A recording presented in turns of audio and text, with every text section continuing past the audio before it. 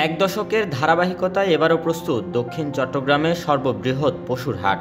আসন্ন পবিত্র কোরবানির ঈদকে সামনে রেখে কর্ণফুলীর মৈজারটেক সিডিএ আবাসিক মাঠে জমে উঠেছে পশু বেচাকেনা।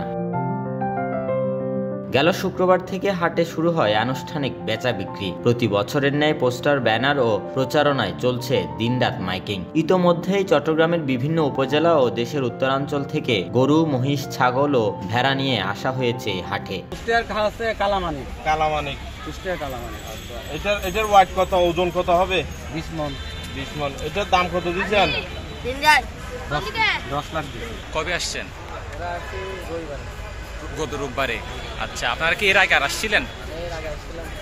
আগেও আসছিলেন। আচ্ছা, আপনাদের কয়টা গরু আনছেন এবার?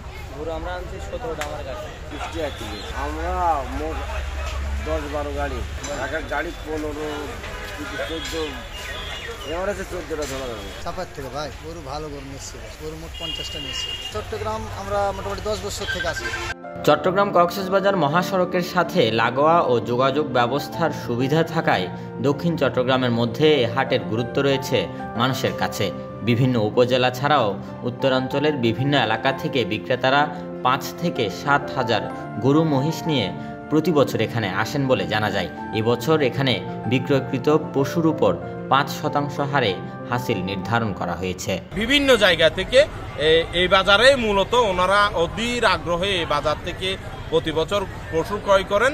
পশু ক্রয় করতে গিয়ে তারা ভোগান্তির শিকার হন না।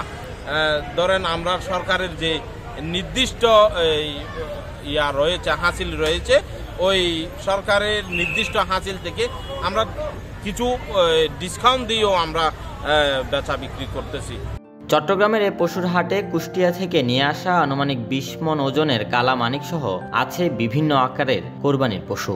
আসন্ন ঈদুল আজহার দ্বারপ্রান্তে এসে শেষ সময়ের প্রস্তুতি হিসেবে ক্রেতা বিক্রেতা সবাই যেন এখন মহাব্যস্ত। কর্ণফুলীর প্রতিনিধি আকরাম হোসেন রানার তথ্যচিত্রে ডেস্ক রিপোর্ট, নিউজ নাও 24।